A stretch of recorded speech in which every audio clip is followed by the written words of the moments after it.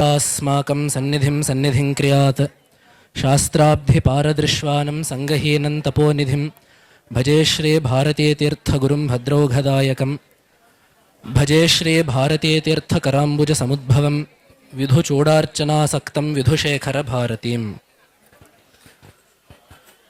ఉభయ జగద్గురువుల పాద పద్మాలకు సభక్తి శ్రద్ధంగా సాష్టాంగ ప్రణామాలను సమర్పించుకుంటూ జగద్గురు మహాస్వామి వారు పూజకి వచ్చే లోపు ఉన్న ఈ 10-15 నిమిషాల్లో యథాశక్తి ఈ పీఠం గురించి ఈ పీఠ సంప్రదాయం గురించి 4 మాటలు చెప్పే ప్రయత్నం చేస్తున్నాను. మన సనాతన వైదిక ధర్మంలో మనుషులు పొందవలసిన విషయాలను 4 విధాలుగా విభజించారు. వాటిల్నే పురుషార్థాలు అని చెప్పి అంటాము. అవే ప్రసిద్ధంగా ఉన్న ధర్మ, అర్థ, కామ, మోక్షములు. అందున సుఖాన్ని ఉద్దేశించి చేసే పనికి ధర్మము అని పేరు. ఆ ధర్మాన్ని అనుష్ఠించడానికి కావాల్సిన ద్రవ్య సంపత్తిని అర్థం అంటారు. ఆ ధర్మాన్ని అనుష్ఠించడానికి కావలసిన కోరికను కామము అని చెప్పి అంటారు. అలాగే వీటిలన్నిటికీ అతీతంగా పునరావృత్తి రహితమై నిరతిశయమైన సుఖప్రాప్తిని మోక్షం అని చెప్పి అన్నారు. మోక్షము పరమ పురుషార్థమైనప్పటికీ లోకంలో సామాన్యంగా శ్రేయస్సును కలిగించడానికి ధర్మము ఎంతో ముఖ్యమైనది. ధర్మో విశ్వస్య జగతః ప్రతిష్ఠ లోకే ధర్మిష్ఠం ప్రజా ఉపసర్పంతే మొదలైన వేదవాక్యాల ద్వారా ఆ ధర్మము వల్లనే ఈ ప్రపంచానికి ఒక ఉనికి ఉంది, ఈ ధర్మము వల్లనే ప్రపంచము సక్రమంగా సాగుతోంది అని చెప్పడం వల్ల ఈ ధర్మ రక్షణ భగవంతుడే ఒక ప్రత్యేకమైన కర్తవ్యంగా పెట్టుకున్నాడు. అందుకనే గీతల్లో కూడా భగవంతుడు చెప్పాడు, ధర్మ సంస్థాపనార్థాయ సంభవామి యుగే యుగే అని చెప్పి. ఆ ధర్మాన్ని రక్షించడానికి నేను మరల రూపుదాలుస్తాను, అవతారం చేస్తాను అనే విషయాన్ని భగవంతుడే ప్రతిజ్ఞ చేశాడు గీతల్లో. తదనుసారంగా 12 శతమానాలకు పూర్వం అప్పటి కాలంలో మన భారతదేశం యొక్క పరిస్థితి ఎలా ఉందంటే, అనాదిగా మనకొక ధర్మం వస్తున్నప్పటికీ అనాదిగా ఆ అద్వైత సిద్ధాంతం ఈ దేశం యొక్క తత్వంగా ఉన్నప్పటికీ కూడా ఆ కాలంలో 12 శతమానాలకు పూర్వం అప్పుడు నాస్తిక మతాల యొక్క విజృంభణ ఒక పక్క ఉండగా, ఒక పక్క మన ధర్మంలోనే వివిధ మతాలు పరస్పరం కలహించి ఈ ధర్మానికి దౌర్బల్యాన్ని కలిగించే పరిస్థితి కూడా ఉండింది. ఈ 2 అప్పుడు ప్రధానమైన ఇబ్బందులుగా ఉన్నాయి. ఒకటి, నాస్తికులు ఈ ధర్మం మీద చేసిన దాడి ఒకటి. రెండవది, ఈ ధర్మంలోనే అంతఃకలహం వల్ల ఈ ధర్మానికి ఒక పటిష్టత లేకపోవడం. ఈ 2 పరిస్థితుల్ని గమనించి సాక్షాత్తు పరమేశ్వరుడు కేరళ రాజ్యంలో నేటి కొచ్చికి సమీపంలో ఉన్న కాలటి అనే అగ్రహారంలో పూర్ణానదీ తీరంలో ఆర్యాంబ శివగురువులు అనే దంపతులకు భగవత్పాదులుగా అవతరించారు. వారు అవతరించింది మొదలుగానే వారు ఎన్నో అలౌకికమైన మహిమల్ని చూపించారు. మనందరికీ తెలిసిన కథే. 5వ ఏట వారు బ్రహ్మచారి ధర్మంగా భిక్షాటన చేస్తూ ఒక పేదరాలైన విప్రస్త్రీ యొక్క ఇంటి దగ్గర అమ్మవారిని స్తుతించే కనకధారని కురిపించడం. అదేవిధంగా వారి తల్లిగారు రోజు పూర్ణానదికి వెళ్తుండేవారు స్నానం చేయడానికి. వారి తల్లిగారు ఆర్యాంబ వృద్ధాప్యం వల్ల వెళ్ళలేకపోతుంటే భగవత్పాదులు ఆ నదిని ప్రార్థించి ఆ నది యొక్క గతిని మళ్లించి వారి ఇంటి ముందుగా ప్రవహించేటట్టు చేయడం ఇత్యాది ఎన్నో అలౌకికమైన మహిమలు వారు చిన్ననాటే చూపించారు. అదీ కాక వారి యొక్క విద్యాభ్యాసం కూడా ఎంతో అద్భుతంగా సాగింది. ఈశాన సర్వ విద్యానం అని చెప్పినట్లుగా ఆ పరమేశ్వరుడు సకల విద్యలకు అధిపతి కాబట్టి ఆ పరమేశ్వరుడు యొక్క అవతారంగా ఉన్న భగవత్పాదుల వారు 8 వర్షే చతుర్వేది 12 సర్వశాస్త్రవిత్ 16 కృతవాన్ భాష్యం 32 మునిరభ్యగాత్ అని చెప్పి మనకి అభియుక్తోక్తి ఒకటి ఉంది. వారు 8వ ఏటనే 4 వేదాల్ని స్వాధీనం చేసుకొని 12వ ఏటకే సకల శాస్త్రాలు న్యాయ వ్యాకరణ మీమాంసాది సకల శాస్త్రాలను వారు స్వాధీనం చేసుకొని 16 ఏళ్లకే వారి యొక్క ప్రస్థానత్రయే భాష్యాల యొక్క రచనని పూర్తి చేసి 32 ఏళ్లకి కేదారంలో వారి యొక్క అవతారాన్ని చాలించారు. ఇది ఎంతో దురూహమైన విషయం. ఆ భాష్యాలను చూసిన వాళ్ళకి తెలుస్తుంది. ఆ దశోపనిషద్ భాష్యాలు, ఆ గీతా భాష్యం, అదేవిధంగా బ్రహ్మసూత్ర భాష్యం, వేదవ్యాస మహర్షి రాసిన 555 బ్రహ్మసూత్రాలకి అథాతో బ్రహ్మ జిజ్ఞాస నుంచి మొదలుపెట్టి అనావృత్తి శబ్దాత్ వరకు ఆ సూత్రాలన్నిటికీ కూడా వారు రాసిన వ్యాఖ్యని చూస్తే ఇది 16 ఏళ్ల ప్రాయమున్న ఒక వ్యక్తి రాశారు అనేది మనెవ్వరికీ కూడా నమ్మశక్యమైన విషయం కాదు. కానీ అది వాస్తవం. ఎందుకంటే ఆ పరమేశ్వర తేజం వారి యందు అలా ప్రవర్తించింది కాబట్టే శంకర సాక్షాత్ అనొక మాట ఉంది. భగవత్పాదులు మరెవరో కాదు, ఆ కైలాసవాసి అయిన శంకరుడే భగవత్పాద శంకరులు అని చెప్పి. కాబట్టి ఆ విధంగా ఎన్నో రకాల గ్రంథరచనలు చేసి భాష్యాలు పండితులకే అర్థమవుతాయి, మరి జిజ్ఞాసులకి కూడా వేదాంత తత్వాన్ని తెలియజేయాలి అనే ఉద్దేశ్యంతో ఎన్నో ప్రకరణ గ్రంథాలు రాశారు.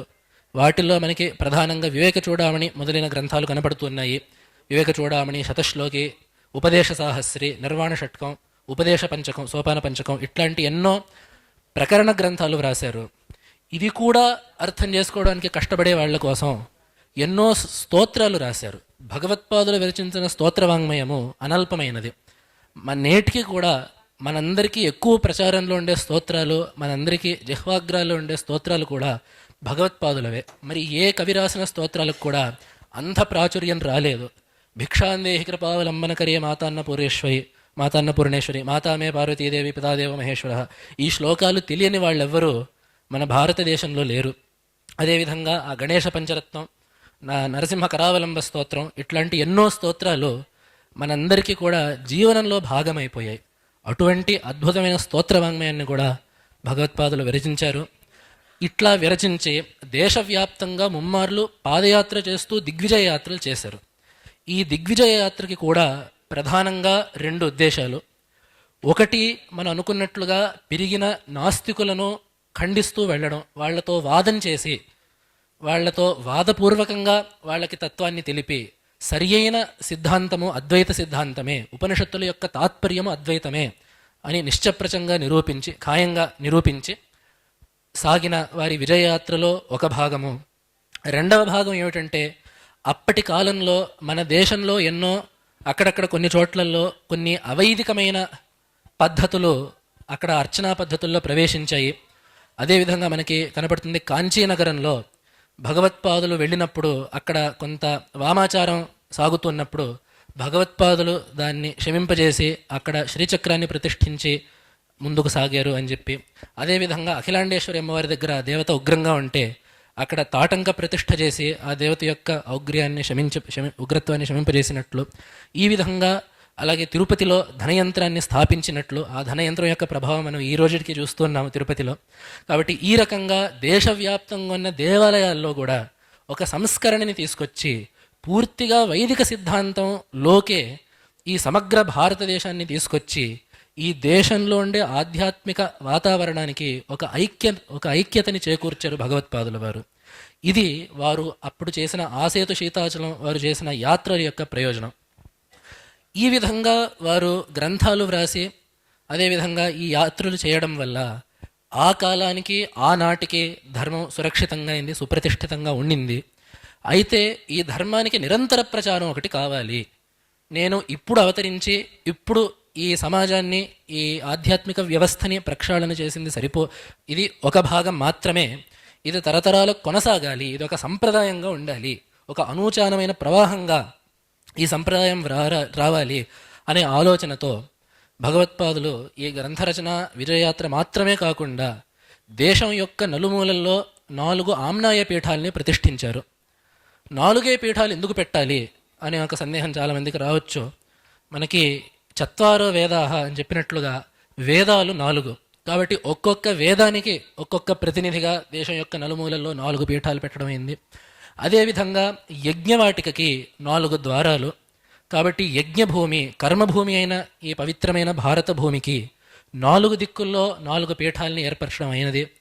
అది కూడా స్వతసిద్ధంగా ఎంతో పవిత్రతని కలిగిన క్షేత్రాల్లో ఆ పీఠాలని నెలకొల్పడం అయినది. ఉత్తరంలో బదరీ క్షేత్రంలో, పూర్వ దిక్కులో పురీ క్షేత్రంలో, దక్షిణ దిక్కులో శృంగగిరి క్షేత్రంలో, అలాగే పడమట దిక్కులో మన ద్వారకా క్షేత్రంలో కూడా 4 పీఠాలని ఏర్పరచడం అయినది. ఈ 4 పీఠాల్లో కూడా ప్రథమ అధిపతులుగా వారి యొక్క ప్రధానమైన శిష్యులు నలుగురిని కూడా వారు ప్రవేశపెట్టారు. వారే పద్మపాద, హస్తామలక, తోటకాచార్య, సురేశ్వరాచార్యులు. వీరు నలుగురు. అందున దక్షిణ దిక్కులో సార్వభౌమ పీఠంగా విరాజమానమై ఉన్న ఈ శృంగేరి శారదా పీఠానికి ప్రథమ అధిపతులుగా జగద్గురు శ్రీ సురేశ్వరాచార్యుల్ని నియమించారు భగవత్పాదులు. ఈ సురేశ్వరాచార్యులకి ఒక ప్రత్యేకమైన వైశిష్ట్యం ఉన్నది. మిగిలిన భక్తులందరూ కూడా భగవత్పాదుల్ని వెతుక్కుంటూ వచ్చారు. మనము ఆ చరిత్రను చూసినట్లయితే తోటకాచార్యులు కానీ, పద్మపాదాచార్యులు కానీ, పద్మపాదాచార్యులు భగవత్పాదులు కాశీలో ఉండి భాష్యపాఠం చేస్తున్నప్పుడు భగవత్పాదుల్ని వెతుక్కుంటూ వచ్చిన వారు పద్మపాదాచార్యులు. అదేవిధంగా హస్తామలకులు బల్యగ్రహారం అని చెప్పి కర్ణాటక దేశంలో ఉన్న ఒక అగ్రహారంలో ఒక పండితులు వారి కుమారుల్ని తీసుకొచ్చారు. అప్పుడు ఆ కుమారులకి భగవత్పాదుల యొక్క స్పర్శ వల్ల సకల జ్ఞానం కలగడం వల్ల భగవత్పాదులు అతన్ని శిష్యుడిగా స్వీకరించి అతనికి హస్తామలక నామధేయాన్ని అనుగ్రహించారు. కాబట్టి ఈ రకంగా మిగతా శిష్యులందరూ భగవత్పాదుల వద్దకి రాగా సురేశ్వరాచార్యుల వద్దకు మాత్రం భగవత్పాదులే స్వయంగా వెళ్ళారు. ఇది వారిపై ఉన్న ఒక విశేషమైన అనుగ్రహానికి, అలాగే సురేశ్వరాచార్యులకే ఉన్న ఒక విశిష్టమైన ఒక యోగ్యతకి ఒక నిదర్శనం. ఎందుకంటే వారు పూర్వాశ్రమంలో సుబ్రహ్మణ్య స్వామి యొక్క అవతారమై నాస్తిక మతాలని జయించిన కుమారుల భట్టు, ఈ మీమాంసకి వార్తికకారులైన కుమారుల భట్టు యొక్క శిష్యులైన మండన మిశ్రులు అత్యంతమైన కర్మనిష్టను కలిగి కర్మ మార్గంలో నిరూఢులై ఆ కర్మ ప్రాధాన్యాన్ని చెబుతూన్నారు. వారితో వాదం చేసి భగవత్పాదులు వారిని ఓడించి ఒప్పించి వారిని కూడా జ్ఞాన మార్గంలోకి తీసుకొచ్చి వారికి సన్యాసాశ్రమాన్ని అనుగ్రహించి సురేశ్వరాచార్య అనే నామాన్ని ఇచ్చారు. కాబట్టి భగవత్పాదుల శిష్యులందరిలోకి కూడా వయస్సులోనూ విద్యలోనూ శ్రేష్ఠులైన వారు సురేశ్వరాచార్యుల వారు. వారు కూడా ఎన్నో రచనలు చేశారు. ప్రధానంగా భగవత్పాదులు వ్రాసిన ఉపనిషద్ భాష్యాలలో భగవత్పాదుల యొక్క స్వశాఖకు చెందిన ఉపనిషత్తు అయిన తైత్రీయ ఉపనిషత్తుకి, అలాగే సురేశ్వరాచార్యుల యొక్క స్వశాఖకు చెందిన ఉపనిషత్తు అయిన బృహదారణ్యకోపనిషత్తుకి, ఈ రెండిటికి కూడా భగవత్పాదులు భాష్యం వ్రాసి ఉన్నారు.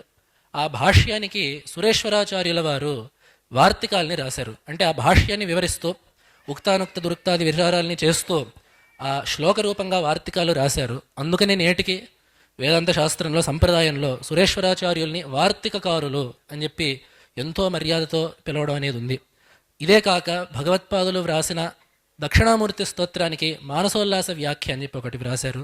అలాగే నైష్కర్మ్య సిద్ధి అని చెప్పి ఒక స్వతంత్ర గ్రంథాన్ని వ్రాశారు. ఇంత వాంగ్మయాన్ని మనకి అందించిన సురేశ్వరాచార్యులు ఈ దక్షిణ దిక్కులో శృంగేరిలో ఈ శారదాపీఠానికి అధిపతులుగా పెట్టారు భగవత్పాదుల వారు. అందున ఈ శృంగేరి క్షేత్రాన్ని ఎంచుకోవడానికి గల కారణం కూడా ఎంతో ప్రత్యేకమైనది. భగవత్పాదులు యాత్ర చేస్తూ ఉండగా ఈ శృంగేరి క్షేత్రానికి వచ్చినప్పుడు మండుటెండలో కష్టపడుతున్న ఒక కప్పకి పాము పడగ పట్టడం అనేది కనపడింది. సహజమైన వైరాన్ని కూడా నిరాకరించిన ఈ క్షేత్రానికి ఒక ప్రత్యేకమైన తపశ్శక్తి ఒకటి ఉంది. ఎవరో మహాత్ములు ఇక్కడ తపస్సును ఆచరించడం వల్ల ఈ క్షేత్రానికి ఒక నైసర్గికమైన సత్వశుద్ధి ఒకటి ఉంది అనే విషయాన్ని భగవత్పాదులు గ్రహించి ఇక్కడ దక్షిణామ్నాయ పీఠాన్ని స్థాపించడానికి చాలా యోగ్యమైన స్థలం ఇదే అని చెప్పి ఇక్కడ పీఠస్థాపన చేశారు. అదేవిధంగా పీఠానికి ఒక దేవత కావాలి. ఆ దేవతగా సకల విద్యలకు అధిష్టాన దేవత అయిన శారదాంబను ప్రతిష్ఠించారు. ఆ అమ్మవారినే మనం నేటికి శృంగేరిలో చూస్తున్నాము. అప్పుడు పైగా అమ్మవారి నుండి ఒక మాట తీసుకున్నారు, నువ్వు సదాకాలం ఇక్కడ నివసించాలి అని. అందుకనే శంకర దిగ్విజయంలో ఒక మాట ఉంటుంది, యా శారదాంబేత్యభిధాం వహంతి. అమ్మవారు ఎన్నో నామాల్ని ఎన్నో రూపాలని ధరిస్తుంది. శృంగేరిలో శారదాంబ అనే పేరును పెట్టుకుంది. కృతాం ప్రతిజ్ఞాం పరిపాలయంతి. తను చేసిన భగవత్పాదులకు ఇచ్చిన మాటను నిలబెట్టుకుంటూ ఏం చేస్తోంది అని చెప్పంటే అద్యాపి శృంగేరిపురే వసంతి. నేటికి కూడా అద్యాపి అనేది చాలా అక్కడ గమనించాల్సిన శబ్దం. నేటికి కూడా శృంగేరిలో తన యొక్క పరిపూర్ణమైన సాన్నిధ్యంతో విలసిల్లుతూ విద్యోతతే అభీష్టవరాన్ దిశంతి. తనని కొలిచేవారికి కావలసిన వరాలన్నింటినీ ఇస్తూ తన దగ్గరకు వచ్చే జిజ్ఞాసులందరికీ కూడా విద్యను ప్రసాదిస్తూ ఆ బ్రహ్మ విద్యాధిదేవత అయిన శారదాంబ యొక్క ప్రతిష్టను భగవత్పాదులు అప్పుడు చేశారు. కాబట్టి యుగపత్తుగా సమకాలంలోనే అక్కడ దక్షిణామ్నాయ శారదా పీఠము, శారదామ్మవారు ఇద్దరి యొక్క ప్రతిష్ట భగవత్పాదులు చేశారు. అక్కడ మొదటి అధిపతులుగా సురేశ్వరాచార్యుల్ని పెట్టారు. ఆ విధంగా ప్రవర్తించిన ఈ జగద్గురు పరంపర సురేశ్వరాచార్యుల్ని తొలి అధిపతులుగా పెట్టుకొని నేటి వరకు 36 అధిపతులుగా విరాజమానులై ఉన్న విద్యాతపోమూర్తులు జగద్గురు శ్రీ శ్రీ భారతీ తీర్థ మహాస్వామి వారు, వారి యొక్క కరకమల సంజాతులు నేడు మన ఈ నగరానికి వచ్చి మనందరినీ అనుగ్రహిస్తున్న జగద్గురువులు శ్రీ శ్రీ విధుశేఖర భారతీ స్వామి వారి వరకు కూడా అవిచ్ఛిన్నమైన గురు పరంపర సాగుతుండడం ఈ పీఠానికి మాత్రమే ఉండే విశేషము. ఇంత ప్రాచీనమైన పరంపర భారతదేశంలో మరెక్కడా లేదు. భారతదేశం మొత్తం వెతికి చూసినా కూడా అత్యంత ప్రాచీనమైన పరంపర ఎక్కడుంది అని వెతికి చూస్తే 1200 సంవత్సరాలకు పైగా పారంపర్య చరిత్ర కలిగిన శృంగేరి పీఠానికి మాత్రమే ఆ ప్రత్యేకత కలదు. కాబట్టి అట్లాగా వచ్చిన జగద్గురువులు, ఈ పరంపరలో వచ్చిన జగద్గురువులు అందరూ కూడా విద్యాతపోమూర్తులై మనకి లోకానుగ్రహం చేశారు. అందులో ఒక్కొక్కరిని పేర్కొంటే చాలా కాలం అవుతుంది. కానీ ప్రధానంగా చూసినట్లయితే గురుత్రయంగా ప్రసిద్ధులైన 10, 11, 12వ ఆచార్యులు ముగ్గురు, విద్యాతీర్థ మహాస్వామి వారు, భారతీ తీర్థ మహాస్వామి వారు, విద్యారణ్య మహాస్వామి వారు. విద్యాతీర్థుల వారు అత్యంత యోగశాస్త్ర నిపుణులు. వారు లంబికా యోగాల్లో చాలా నేర్పరులై ఉన్నారు. వారు ఒక కాలంలో వారి శిష్యులతో చెప్పారు, నాకు ఒక భూగ్రహాన్ని నిర్మించండి, నేను దాంట్లోకి ప్రవేశిస్తాను, ప్రవేశించాక మీరు దాన్ని మూసేయండి, ఎవ్వరూ దీన్ని తెరవద్దు అని చెప్పారు. వారు అట్లానే ఆ భూగ్రహాన్ని నిర్మించగా వీరు ప్రవేశించారు. ఆ భూగ్రహాన్ని మూయడం కూడా అయింది. వారాలు గడిచిపోతున్నాయి, నెలలు గడిచిపోతున్నాయి. ఎవరు లోపలికి అన్నాహారాల్ని, అన్నపానీయాలను ఎవరు లోపలికి తీసుకెళ్ళట్లేదు. వారు కూడా బయటికి రావట్లేదు. లోపల వారు ప్రాణధారణ ఎలా చేస్తున్నారు అనే సందేహం అందరికీ ఉండింది. అయితే వారు ఆజ్ఞ చేసి ఉన్నారు ఎవరు దీన్ని తెరవకూడదు అని చెప్పి. కాబట్టి ఎవరు దాన్ని ముట్టుకోలేదు. కాబట్టి ఆ విధంగా వారు తపస్సు సాగుతుంటే ఈలోపు వారి ఇద్దరు శిష్యులైన భారతీర్థ మహాస్వామి, విద్యారణ్య మహాస్వామి వారు ఇద్దరు కూడా యాత్రకి వెళ్ళారు. ఆ సమయంలో కుతుకంతో అక్కడుండే గ్రామజనులు ఆ భూగ్రహాన్ని తెరిచి చూస్తే అక్కడ వారు కనపడలేదు, కానీ అక్కడ ఆవిర్భవిస్తున్న ఒక శివలింగం కనపడింది. ఆ తరువాత అక్కడే అదే స్థానంలో విద్యాశంకర మందిరాన్ని విజయనగర మహారాజుల యొక్క సహకారంతో నిర్మించడం అయినది.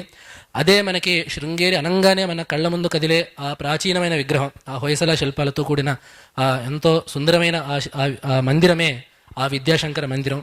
అంతటి యోగ శాస్త్ర పారంగతులు ఆ విద్యాతీర్థ మహాస్వామి వారు. అలాగే వారి శిష్యులైన భారతీర్థ మహాస్వామి వారు కూడా ఎంతో విద్వాంసులు. వారు వైయాసిక న్యాయమాల మొదలైన ఎన్నో శాస్త్రీయ రచనల్ని చేశారు. అలాగే వారి తర్వాత పీఠాధిపత్యం వహించిన విద్యారణ్యుల వారు, వారి గురించి ఎంత చెప్పినా తక్కువే. భగవత్పాదుల్లాగానే కూడా వారు పీఠానికి వచ్చినప్పుడు భారతదేశంలో ఎంతో ఆపత్తి ఉండింది ఈ సనాతన ధర్మానికి. విధర్మీయుల యొక్క ఆక్రమణ వల్ల మన సనాతన ధర్మానికి క్షాత్రం కూడా తోడుగా ఉండాలి అనే ఉద్దేశ్యంతో వారు హరిహర బుక్క రాయల చేత ఆ విజయనగర సామ్రాజ్యాన్ని స్థాపింపజేశారు. వారు ఆ పని చేయకపోయి ఉంటే మనం సాంస్కృతికంగా, సాహిత్యపరంగా, కళాపరంగా, చరిత్రపరంగా కూడా ఎంతో కోల్పోయి ఉండేవాళ్ళం. కాబట్టి మనకి ఆ విజయనగర సామ్రాజ్యము మన సనాతన ధర్మానికి ఒక రక్షాకవచంగా అది నిలిచింది అంటే ఆ సామ్రాజ్యం ద్వారా మనకెంతో సంగీత సాహిత్యాది సంపద మనకి దొరికిందంటే కూడా అది అంతా కూడా విద్యారణ్యుల వారి యొక్క ప్రసాదం. అందుకనే వారి నుండి ఈ పీఠానికి ఒక రాజగురు మర్యాదగా కూడా రావడం ఉన్నది. అందుకనే మనం గురుగారి యొక్క బిరుదావళిలో కూడా చూస్తాము, ఆదిరాజధాని విద్యానగర మహారాజధాని కర్ణాటక సింహాసన ప్రతిష్టాపనాచార్య అని. నిజానికి మనం ఈ 3 ఆపి చదువుతాము. వస్తుతః ఇది మొత్తం కలిపి ఒకటే నామం. ఆది రాజధానిగా విద్యానగరాన్ని కలిగిన కర్ణాటక సింహాసనమును ప్రతిష్ఠింపజేసిన వారు. ఎందుకంటే మనకు చరిత్ర చెప్తున్న విషయమే, యద్యపి ఆ విజయనగరం యొక్క మొదటి రాజధాని హంపీలోనే ఉండింది, విద్యానగరంలోనే ఉండింది. కానీ కాలక్రమంలో రాజధాని కూడా 2-3 సార్లు మారింది. కాబట్టి ఈ కర్ణాటక సింహాసనం యొక్క మొదటి రాజధాని ఆ విద్యానగరం. ఆ విద్యానగరాన్ని మొదటి రాజధానిగా కలిగిన ఆ విజయనగర సింహాసనాన్ని ప్రతిష్ఠింపజేసిన వారు ఈ విద్యారణ్య మహాస్వామి వారు. కాబట్టి వారు కూడా అందరికీ, ఆస్తికులందరికీ ఎంతో ప్రాతస్మరణీయులు. అదే పరంపరలో మనం చూస్తున్నట్లయితే దాని తర్వాత 24, 25 ఆచార్యులు కూడా ఎంతో దివ్య మహిమ కలిగిన వారు. అలాగే 32వ జగద్గురువులు వృద్ధ నృసింహ భారతి మహాస్వామి వారు. వారు కూడా ఎంతో మహామహిమ సంపన్నులు. వారు ఎంతో నిష్ఠగా ఉండేవారు. వారి గురించి ఒక ప్రతీతి ఏమిటంటే, వారు రోజుకి 20 గంటలు నరసింహ మంత్రాన్ని జపిస్తూ ఉండేవారు. అంతటి కఠినమైన నిష్ఠ కలిగిన వారు. అలాగే వారు సుమారుగా వారు జీవించిన చివరి 4-5 దశాబ్దాలు కూడా వారు పొడి చేసిన పచ్చి కాకరకాయ తప్ప ఏదీ స్వీకరించేవారు కాదు. అంతటి అద్భుతమైన తపశ్శక్తి కలిగిన వారు. వారి యొక్క శిష్యులు 33వ జగద్గురువులైన జగద్గురు శ్రీ సచ్చిదానంద శివాభినవ నరసింహ భారతి మహాస్వామి వారు. వీరికి అభినవ శంకరులు అని చెప్పి కూడా ఒక అసాధారణమైన వ్యపదేశం ఉన్నది. వీరికి ఈ అభినవ శంకరు అనే పేరు రావడానికి కూడా ఒక ప్రత్యేకమైన కారణం ఉన్నది. వారి జీవితానికి భగవత్పాదుల యొక్క జీవితానికి కూడా ఎంతో దగ్గరైన సంబంధం కనపడుతుంది. భగవత్పాదుల యొక్క అవతార కార్యాన్ని రక్షించడానికే వారు జన్మించారేమో, వారు అవతరించారేమని చెప్పి అనిపిస్తుంది. ఎందుకంటే భగవత్పాదులు మనం అనుకున్నట్లుగా ఎన్నెన్నో గ్రంథాలని వ్రాసి ఈ లోకానికి అనుగ్రహించారు.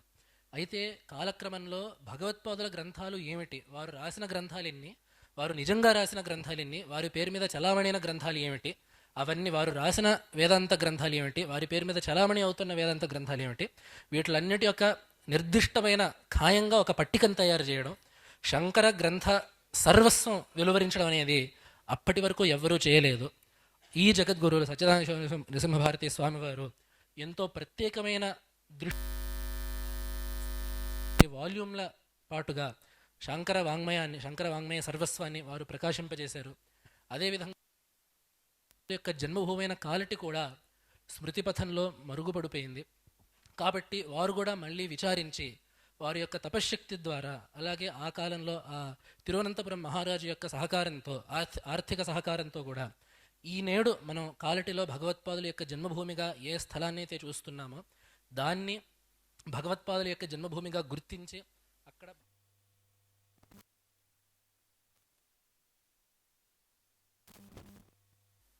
కూడా ఎక్కువ స్తోత్రాలని వీరు రచించారు. వారికి అత్యంత అద్భుతమైన కవితాశక్తి ఉండేది. వారు అలవోకగా ఆ యాత్రలు చేస్తుండగా ఆ దేవతా మందిరాలకు వారు వెళ్ళినప్పుడు ఆ దేవతని చూడంగానే అప్రయత్నంగా వారి వదన పద్మం నుండి స్తోత్రాలు పలుకుతూ ఉండేవి. వారు ఆశువుగా విరచిస్తూ ఉండేవారు. అట్లాంటి ఎంతో చక్కని కవితాశక్తి కలిగిన వారు. ఇంకో ఐతిహ్యం కూడా ఉంది. వారు సరదాగా ఎప్పుడో ఒకసారి పండితులతో, సాహిత్య విద్వాంసులతో కూర్చొని వారు శ్లోకాలతో అంత్యాక్షరి వ్యాసంగాన్ని ప్రారంభించారు. అంటే వారొక శ్లోకం చెప్పడం, ఆ శ్లోకం నుండి చివరక్షరంతో ఆ పండితులు మరొక శ్లోకాన్ని చెప్పాలి, మరొక శ్లోకం చెప్పాలని ప్రాచీన వాంగ్మయంలో ఉండే శ్లోకాలన్నింటినీ స్మరించుకుంటూ వ్యాసంగం జరుగుతుంటే వీరు ఒక శ్లోకాన్ని పూర్తి చేశారు. ఆ శ్లోకానికి చివరిలో హకారం ఉంది. ఎందుకో ఆ సమయంలో ఆ పండితులు ఎవ్వరికీ కూడా ఆ హకారం తట్టలేదు. ఆ హకారంతో ప్రారంభమయ్యే శ్లోకాలు ఏమైతే దక్షిణామూర్తి స్తోత్రాన్ని ఒకదాన్ని ఆశువుగా విరచించారు. అంటే ఆ స్తోత్రంలో ఇంచుమించు 25 శ్లోకాల పైన ఉంటాయి. ఆ స్తోత్రం నుండి ప్రతి శ్లోకంలో కూడా మొదటి అక్షరం హకారము, చివరి అక్షరం కూడా హకారంగానే ఉంటుంది. దాన్ని ఆ శ్లోకాన్ని వారు ఆశువుగా ఆ అంత్యాక్షరి వ్యాసంగంలో భాగంగా వారు విరచించారు. అంతటి అద్భుతమైన కవితాశక్తి కలిగిన వారు. అలాగే వారు ఎన్నో శాస్త్రీయమైన రచనలు కూడా చేశారు. దాని తరువాత వారి యొక్క కరకమల సంజాతులు, వారి శిష్యస్వాములైన జీవన్ముక్తులు జగద్గురు శ్రీ చంద్రశేఖర భారతి మహాస్వామి వారు. వీరి పేరు చెప్పంగానే ముందు మనం జీవన్ముక్తులు అనే చెప్తాం మనం. ఎందుకంటే వారికి ఉండే ఆ వైరాగ్యము, వారికి ఆ లౌకిక వ్యవహారాల పట్ల పరాంగుఖంగా ఉండడము వారిలో చాలా స్పష్టంగా కనపడేవి. ఇవన్నీ కాకుండా వారు ఎంతో గొప్ప విద్వాంసులు. మనం అనుకున్నట్లుగా భగవత్పాదుల వాంగ్మయంలోకి, ఆ ప్రకరణ గ్రంథాలన్నింటిలోకి తలమానికం వంటిది ఆ వివేక చూడామణి గ్రంథం. ఆ వివేక చూడామణి ఎట్లాంటి గ్రంథం అంటే ఎవ్వరూ ఆ గ్రంథాన్ని ఎప్పుడు చదివినా కూడా వాళ్ళకు కావాల్సిన లోతు ఆ గ్రంథంలో కనపడుతూ ఉంటుంది. ఆ వేదాంతంలో అప్పుడే సాధన చేసేవాళ్ళు, అప్పుడే సాధనని ప్రారంభించిన వాళ్ళు ఆ గ్రంథాన్ని చూస్తే వాళ్ళకి ఆ గ్రంథం అంతవరకు అర్థమవుతుంది. అలాగే ఏళ్ల తరబడి భాష్యాంతం చదివి, అలాగే వాద గ్రంథాలు కూడా చదివి ఎన్నో దశాబ్దాల పాటు కూడా వేదాంత శాస్త్రంలో వ్యాసంగం చేసిన వాళ్ళకు కూడా ఆ గ్రంథంలో కొత్త అంశాలు కనపడే లక్షణం కూడా ఆ గ్రంథానికి ఉంది. కాబట్టి ఎవరికి కావాల్సిన విద్యని అందించే పటిమ ఉన్న ఆ వివేక చూడామణి గ్రంథాన్ని జగద్గురు శ్రీ చంద్రశేఖర భారతి మహాస్వామి వారు ఒక భాష్యంతో దాన్ని విభూషించారు. ఆ భాష్యం కూడా ఎంతో చక్కగా తేటతెల్లంగా, ఒక పక్క శాస్త్రమైన మర్యాదలను అనుసరిస్తూ కూడా మరొక పక్క ఎంతో స్పష్టంగా చదివే వాళ్ళకి ఎట్లాంటి విప్రతిపత్తుల్ని కలిగనీయకుండా, చదివే వాళ్ళకి అక్కడ ఉండే మాటకి ఆ మాట వెనకాల ఉండే హేతువుని చక్కగా వివరిస్తూ ఆ భాష్య రచన సాగింది. వస్తుతః 550 శ్లోకాలకు పైగా శ్లోకాలు ఉన్నాయి ఆ వివేక చూడామణిలో. వీరి యొక్క భాష్యము మనకి దాదాపు 515 శ్లోకాల వరకు మాత్రమే దొరుకుతున్నది మనకి. ఒకసారి వారి శిష్యస్వాములైన జగద్గురు శ్రీ అభినవ విద్యాతీర్థ మహాస్వామి వారు వారిని ఒకసారి వారి గురువుల్ని అడిగారు, తమరు ఇంతవరకే భాష్యాన్ని రాశారు, ఇంకో 40-50 శ్లోకాలకు కూడా తమరు భాష్యం రాస్తే ఈ గ్రంథం పరిపూర్ణమవుతుంది కదా, అన్ని శ్లోకాలకి భాష్యం రాసినట్టు ఉంటుంది కదా అని చెప్పంటే వారు దానికి ఒకటే సమాధానం చెప్పారు. ఆ కాలం అయిపోయింది, అవి వ్రాసే కాలం అదంతా అయిపోయింది. ఇప్పుడు బ్రహ్మచింతన తప్పిస్తే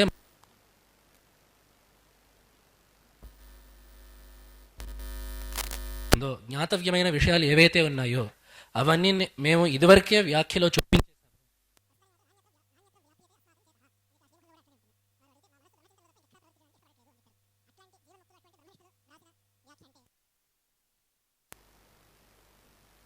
మహాపురుషులు జగద్గురువులైన శ్రీ చంద్రశేఖర భారతి మహాస్వామి వారు, అదేవిధంగా వారి శిష్యస్వాములు అయిన జగద్గురు శ్రీ అభినవ విద్యాతీర్థ మహాస్వామి వారు, వీరు కూడా వారి అందరి గురించి ఒకటే మాట చెప్పినట్లుంటుంది. అందరూ తపశ్శాలులు, అందరూ కూడా సకల శాస్త్రాల్లో పారంగతులు.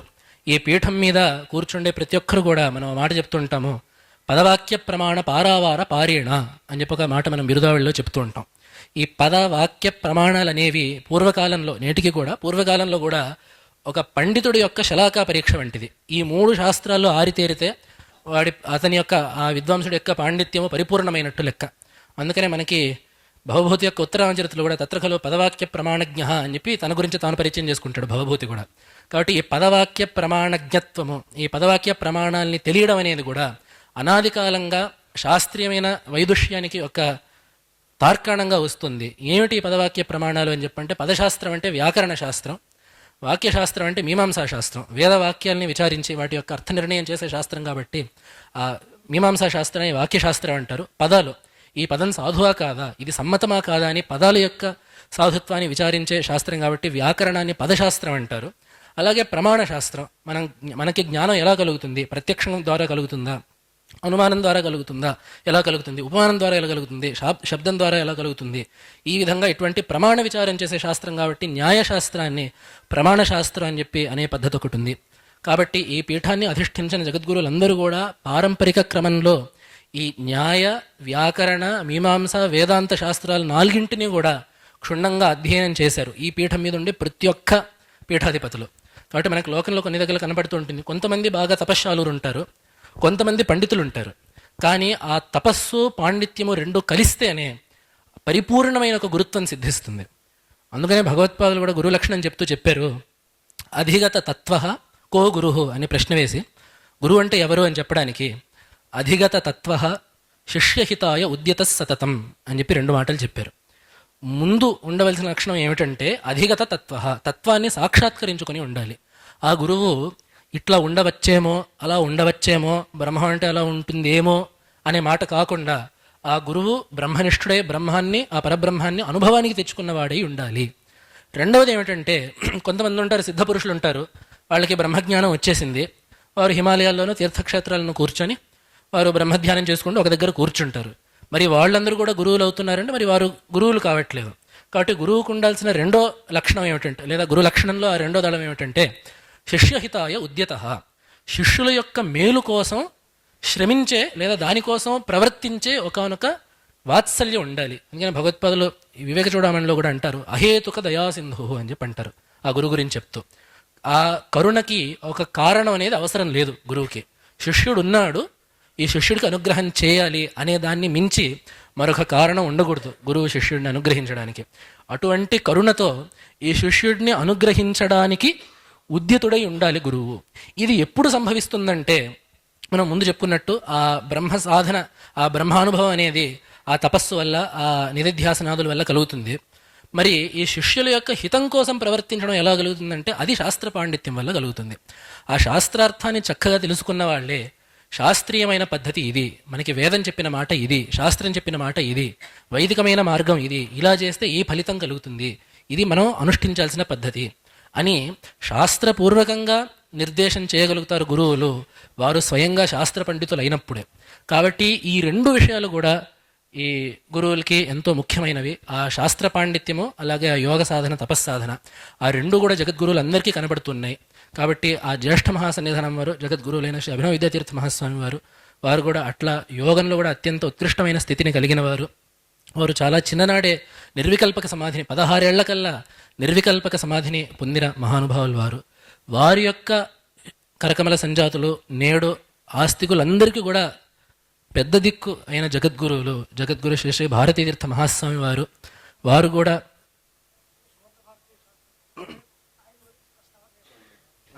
కాబట్టి ప్రస్తుతం మనందరి యొక్క అదృష్టం ఏంటంటే వారి యొక్క సువర్ణ భారతి మహోత్సవాలు జరుగుతున్నాయి. వారు సన్యాస స్వీకారాన్ని చేసి సరిగ్గా 50 సంవత్సరాలు సుసంపన్నమైన ఈ శుభ సందర్భంలో జగద్గురువులు ఈ యాత్ర చేయడం, శృంగేరిలో ఎన్నో ధార్మిక కార్యక్రమాలు, ఇష్టులు, సభలు, సదస్సులు, ఎన్నో సాహిత్య కార్యక్రమాలు, సాంస్కృతిక కార్యక్రమాలు, శాస్త్రీయ కార్యక్రమాలు ఎన్నో చేయడంతో పాటుగా ఈ జగద్గురుల యొక్క యాత్ర కూడా ఈ సందర్భంలో తెలుగునాటికి రావడం మనందరి యొక్క అదృష్టం. కాబట్టి ఈ సువర్ణ భారతి సందర్భం కూడా ఉంది. కాబట్టి జగద్గురువులైన శ్రీ శ్రీ భారతీతీర్థ మహాస్వామి వారి గురించి రేపు మనం ప్రత్యేకించి మనం మాట్లాడుకుందాం, వారి యొక్క స్మరణని మనం చేసుకుందాము.